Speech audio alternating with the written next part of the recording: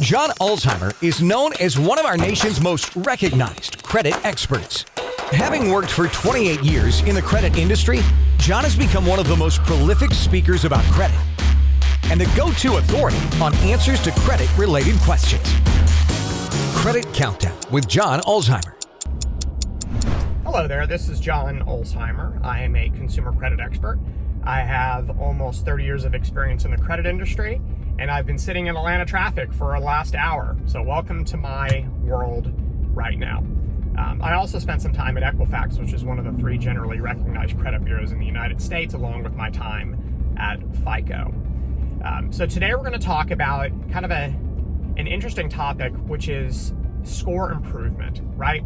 So if you're watching this video, it's very, very likely that you're interested in learning about credit reporting, credit scoring, and you may be going through the process of building a credit report, rebuilding a credit report, and attempting to improve your credit score. So first off, thumbs up on that, because having a great credit score is going to save you an unlimited amount of money over your consumer credit life cycle in the form of lower interest rates and better deal terms on your different accounts. And so, you know, having a good credit score is really not that much different than kind of investing in your own future, because you're going to be able to keep more of your own money. So it's a really big deal, and I commend you for having that as a strategy.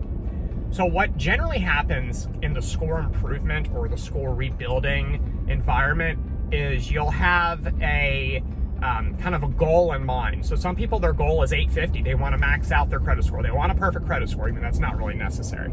Some people are like, you know what, I just want to get a credit score high enough to get a mortgage loan. Or, you know, I want my score to be high enough so I don't ever have to worry about getting denied for credit again. So we all have these different goals in mind when it comes to credit score improvement. Generally speaking, if you can have credit scores in the 760, 780 and above range, you're golden. You don't really need to be 850. Nothing is incrementally better at 850 than it would be at 800, okay? You're still considered to be a really good credit risk.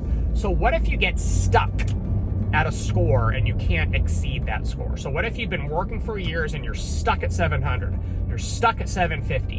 Why in the world can't I get my score higher than this? I think I'm doing everything right. Well, there are certain things that are going to be in your control, and then there are certain things that are they're not actionable, meaning that you really can't control them right now because they either just take time to occur, or you just don't have the capacity to do something. And let me give you some examples. Let's say hypothetically that your score is stuck at 700 because you have a lot of credit card debt. Well, what's the solution to that? The solution to that is writing a gigantic check and paying off your credit card debt. And then boom, now you can move on to the next level of credit scoring. The problem is that you may not have the capability of doing that, right? Because if you could write a gigantic check and pay off your credit card debt, then maybe you would, or maybe you wouldn't be in credit card debt in the first place. So you could certainly be stuck at a particular score range because of credit card debt. Number 2, and this one flies totally under the radar, and I don't know why, but it does, it's the age of your credit reports. Age of credit reports in both the FICO and VantageScore credit scoring system is worth between 10 and 20% of the points in your score. So it is a meaningful amount of points. It's worth more than inquiries, and people love to obsess about inquiries. The age-related metrics are actually very, very simple. First off, it has nothing to do with your age. It has to do with the age of your credit report. So if you've got a credit report that's young or younger, on the younger side, you're simply not going to earn all the points in that category. Again, this is not actionable because you can't just snap your fingers and have an older credit report, right? It doesn't work that way. That's something that comes with time. Generally speaking, and people don't like this answer, generally speaking, you really need to have a credit report that's at least 20 years old before you can start earning all the points in those age-related categories. 20 years obviously is impossible for someone who's 20 or 25 years old or 30 years old or even 40 years old, unless you really started building credit when you were young.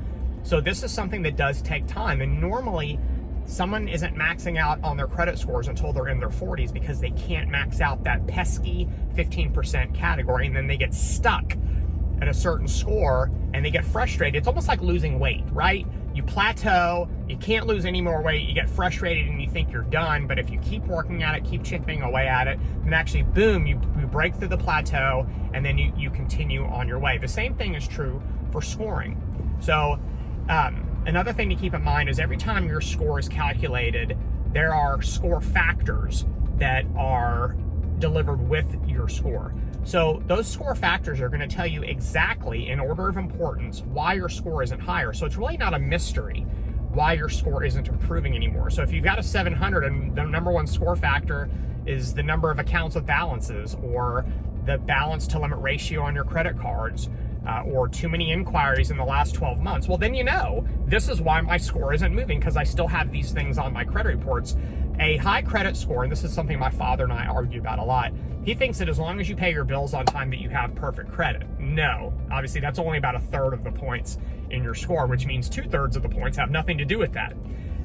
And so a lot of people make the assumption that, oh, if I pay my bills on time, I've got perfect credit, and then they see their score and it's a 700, which is below the national average, and they're like, whoa, what gives? What am I doing wrong? And they don't understand that there's all these other unrelated metrics that can cause your score to kind of get stuck right where it is. So look, if you're experiencing this, drop your comments in the section below, and maybe even give me an idea for another video.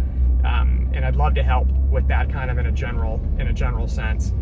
Thanks a lot for watching as usual. Have a great rest of your day, and we'll talk again soon. For more videos and credit tips from John Ulzheimer, go to www.tradelinesupply.com.